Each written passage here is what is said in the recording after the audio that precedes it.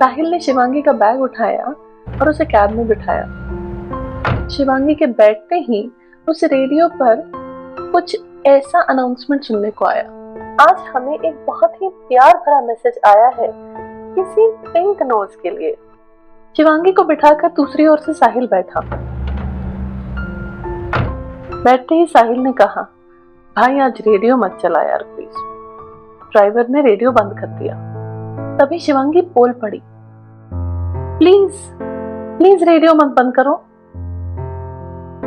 साहिल को हैरानी हुई सुनकर, क्योंकि इतने देर से वो कोशिश कर रहा था लेकिन शिवांगी ने एक शब्द नहीं कहा। और अब ऐसा क्या हो गया, उसने अब ऐसा क्या सुन लिया कि वो बोल पड़ी।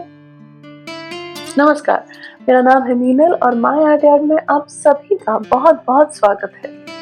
आज मैं आपके सामने पेश करने जा रही हूँ डिपार्चर्स एंड अराइवल का चौथा भाग। जैसा कि आपको याद होगा, शिवांगी ने पिछले भाग में ब्रेकअप की बात करी। क्या वो वाकई में ब्रेकअप करना चाहती है ऋत्विक से? और क्या ऋत्विक उसे जाने देगा? चलिए देखते हैं। ड्राइवर ने रेडियो दोबारा ट्यून इन किया और जैसे ही रेडियो चलाया उसने सुना, Hey my sunshine,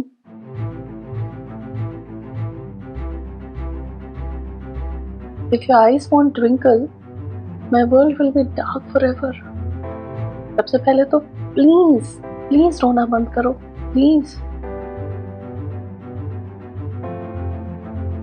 7 साल की दोस्ती पर क्या ये कुछ महीने भारी पड़ सकते हैं? और वो 7 साल की दोस्ती भी क्या सिर्फ दोस्ती थी?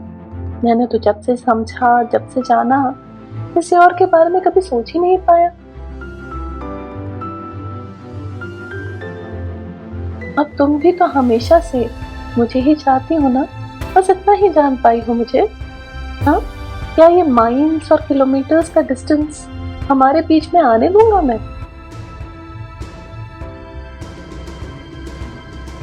कई बार कह चुका हूँ और अभी दोबारा कहूंगा, हम ना थोड़ा एबनॉर्मल से कपल है। हमारे बीच ब्रेकअप हो ही नहीं सकता। You will always be my go to person and won't I be always yours? जानता हूँ मैंने तुम्हें सुपर अपसेट किया है, होना भी चाहिए तुम्हें मुझसे नाराज। डांट लो जितना मन है डांटने का, लेकिन कभी मैं सपने में भी तुम्हारे बिना जीने के बारे में सोच नहीं सकता। जानता हूँ ये डिस्टेंस हमें वो कन्वे नहीं कराते दे सकता जो हमारा गले लगना करके देता है कन्वे। हर झगड़े के बाद बस वही तो होता है ना जो दिल को सुकून देता है। लेकिन अगर वो नहीं भी है तो क्या हुआ मेरी जान, एक बार मुझे देख लो। शायद मेरी आंखें को कहते हैं इस बार, please don't give up on us, please don't give up on us, please. Shivangi ने अपने हाथों से अपना मुंह छुपा लिया और रोने लगी। लेकिन ये रोना उस रोने से अलग था। रेडियो पर आगे आरजे ने दोबारा कहा, अगर मैं पिंक नोज होता ना तो बाय गॉड अब तक मान चुका होता। प्लीज यार मेरे दोस्त की बात रख ले, मत जा। और इनके प्यार भरे मैसेज के लिए एक गाना मेरी ओर से। और एक रोमांटिक गाना बजने लगा। दरअसल ब्रेकअप तो शिवांगी भी नहीं चाहती थी। मुझे तो ऐसा लगता है कि ये बात कहने से पहले उसने खुद भी नहीं सोची होगी, लेकिन अब कहती है तो शर्मिंदगी भी महसूस हो रही थी उसे बहुत। और उस शर्मिंदगी के चक्कर में वो बात नहीं कर पा रही थी ऋत्विक से। साहिल कुछ मायूस हो गया क्योंकि उसने जो सोचा था बात उससे बिल्कुल अलग थी। शिवांगी और ऋत्विक के प्यार की गहराई अब उसे कुछ समझ में आने लगी थी और उसे समझ में आ गया कि उसका तो चांस नहीं बनता। क्या आप नहीं जानते थे कि साहिल शिवांगी को पसंद करने लगा है? हाँ, और उनके झगड़े की बात सुनकर अनजाने में ही सही साहिल के मन में कुछ उम्मीद जाग गई थी। शिवांगी घर पहुंचते ही ऋत्विक को फेस टाइम किया और दोनों के बीच सुलह हो गई। देखते ही देखते शिवांगी के जर्मनी जाने का दिन नजदीक आ गया। शिवांगी के पिता नासिक से मुंबई आए उसे एयरपोर्ट ड्रॉप करने के लिए। शिवांगी ने अपने पिता को गले लगाया। उसकी आंखें भर आई थी लेकिन होठों पर मुस्कान थी। उसके पिता ने उसके सर पर हाथ फेरते हुए कहा, बेटा, मैं जानता हूं कि तुम जर्मनी क्यों जा रही हो, लेकिन मेरी एक सलाह आज याद रखना। तुम बहुत ही भावुक हो, इम्पल्सिव भी। इसीलिए कह रहा हूं कि कोई भी फैसला इमोशनल होकर या जल्दबाजी में मत लेना। Take things lightly, stay calm. सुख और दुख दोनों फेजेस है लाइफ के जो बदलते रहते हैं, तो try not to get affected by any. और चाहे कुछ हो जाए, मैं हमेशा तुम्हारे साथ हूँ, ये बात कभी मत भूलना। लव यू बेटा, ख्याल रखना और फोन करती रहना। I love you pa, you are the best dad in the world. आप भी अपना और आई का ख्याल रखना, ओके? शिवांगी का गला भर आया था अब तक। शिवांगी के पिता ने टैक्सी ली और वो निकल गए। शिवांगी खुशियों की आस और यादों के बैग लिए जर्मनी के लिए रवाना हुई। वो 8 घंटे शायद उसकी जिंदगी के सबसे लंबे 8 घंटे थे।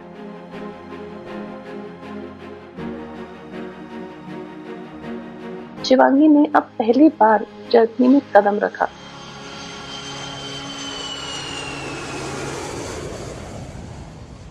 इमिग्रेशन के बाद अपना सामान कन्वेयर बेल्ट से निकाला और बाहर निकली। बहुत से लोग थे जो शायद किसी न किसी का इंतजार कर रहे थे अराइवल्स पर। कुछ लोग सीधे अपना सामान लेकर चलने लगे, लेकिन शिवांगी की आंखें वो तो बस ऋत्विक को ढूंढ रही थी। पहुंचा भी होगा या नहीं, पता नहीं इतने जल्दी उठ पाया होगा क्या। अगर नहीं आया तो मैं क्या करूंगी? शिवांगी सोचने लगी जैसे जैसे ट्रॉली अराइवल गेट के नजदीक आ रही थी, और तभी उसे ऋत्विक दिखा। शिवांगी ने जैसे ही ऋत्विक को देखा वो चिल्लाई, ऋत्विक! ट्रॉली लेकर शिवांगी उसकी ओर चलने लगे। ऋत्विक ने हाथ दिखाया, मुस्कुराया और उसकी ओर चलने लगा। शिवांगी ने दौड़कर ऋत्विक को गले लगा लिया। Oh Ritwik, I missed you so much.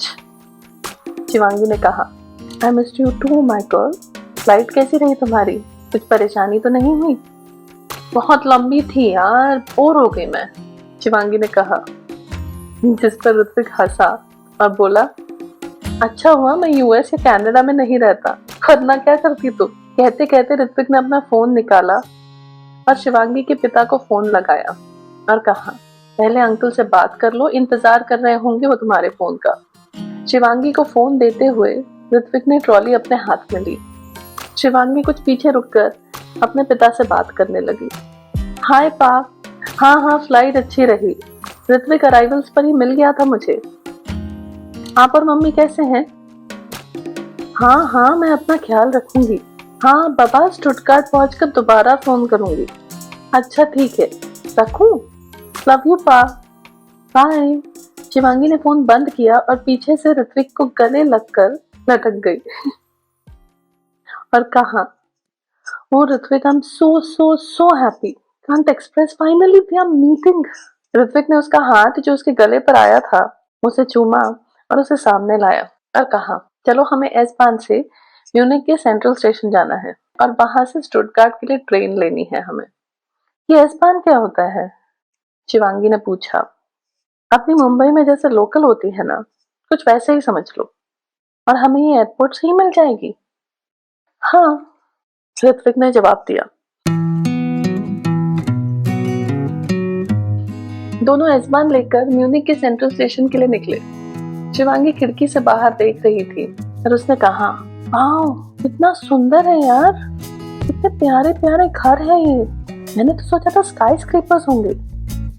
Shivangi ने कहा, शिवी, ये यूएस का न्यूयॉर्क या शिकागो नहीं है, ये यूरोप है।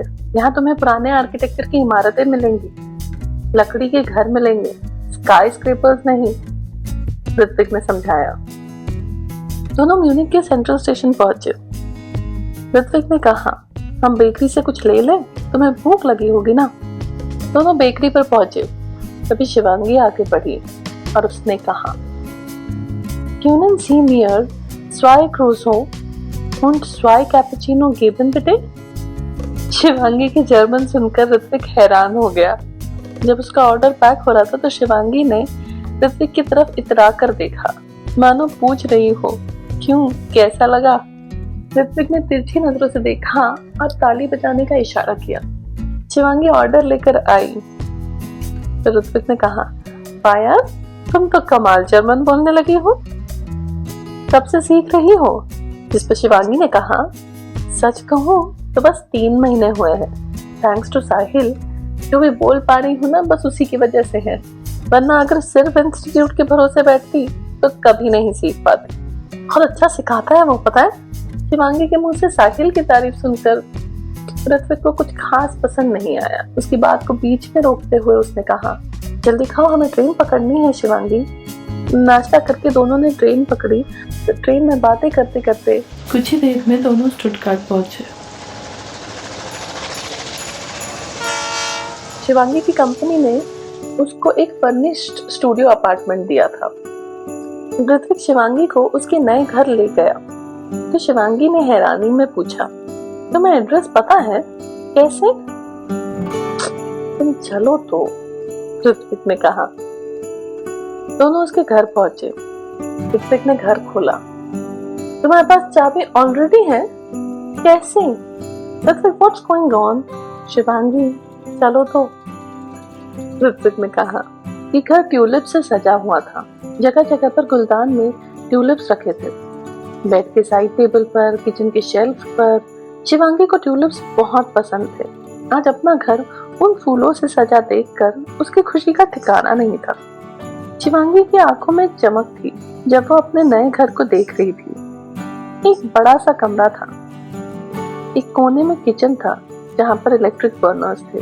उसके नीचे अवन था, बगल में माइक्रोवेव और रेफ्रिजरेटर। कुछ शेल्फ थे जिनमें जरूरत का हर सामान था, जैसे चीनी, चाय। कमरे के दूसरे ओर एक बड़ा सा बेड था। साइड में एक छोटा सा टेबल और 2 कुर्सियां भी थी। उस टेबल के पीछे एक बड़ी शीशे की खिड़की थी जिसके पर्दे खुले हुए थे ताकि रोशनी भीतर आ सके। टेबल पर भी एक गुलदस्ता था। ये गुलदस्ता लाल गुलाबों का था और जिस पर एक चिट लिखा हुआ था, welcome to Germany my love. Shivangi ने वो चिट पढ़ी और ऋत्विक की तरफ देखा। ऋत्विक उसके पास आया और पर्दों को लटकता हुआ बटन दबाया। जैसे ही पर्दे बंद हुए, लाइटिंग की मालाएं टिमटिमाने लगी जिसमें ऋत्विक और शिवांगी की तस्वीरें चमक रही थी।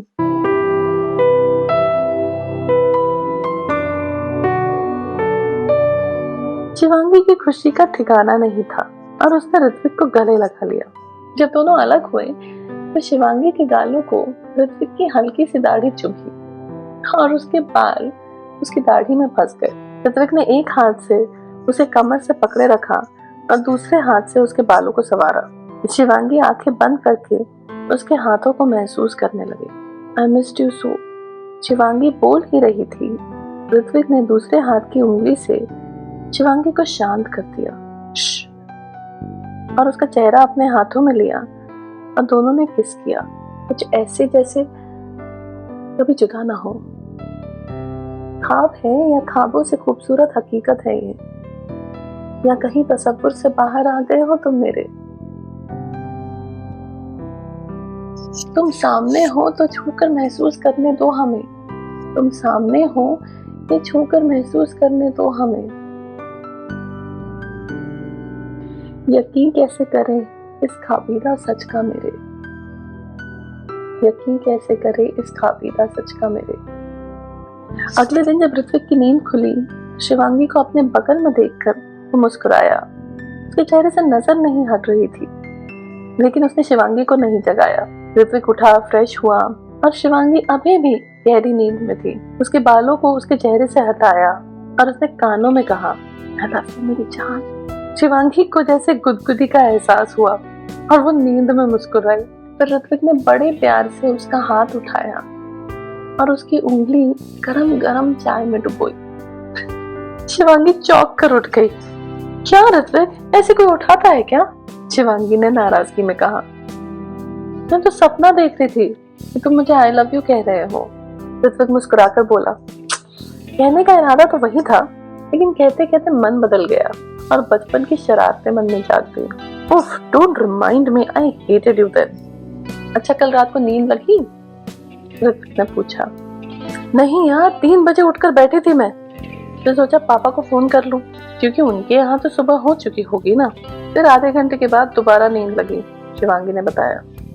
जिस पर ऋत्विक ने कहा, ये तो होना ही था, लेकिन धीरे धीरे आदत पड़ जाएगी। अब जल्दी से नाश्ता करो, रेडी हो, हमें सिटी घूमने जाना है। शिवांगी बहुत खुश थी ऋत्विक के साथ इतना सारा वक्त बिताने के लिए। न जाने कितने बार उसने इस दिन का सपना देखा होगा।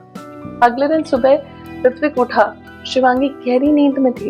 एक प्यार भरी चिट्ठी और घर की चाबी रखकर ऋत्विक घर से निकला। तो क्या नए देश में शिवांगी एडजस्ट हो पाएगी? क्या उसे जर्मनी पसंद आएगा? ये जानने के लिए तो आपको अगले एपिसोड का इंतजार करना पड़ेगा। लेकिन फिलहाल के लिए रुखसत लेना चाहती हूँ। उम्मीद है कि आज का ये भाग आपको जरूर पसंद आया होगा, और अगर आपको पसंद आया है तो ज्यादा से ज्यादा लोगों में इसे प्लीज शेयर कीजिए और अपने प्रतिक्रिया कमेंट्स में जरूर लिखिएगा। मुझे आपके कमेंट्स पढ़ने का हमेशा इंतजार रहता है। और अगर आप मुझे और जानना चाहते हैं तो मुझे इंस्टाग्राम पर भी फॉलो कर सकते हैं। धन्यवाद, फिर मिलेंगे।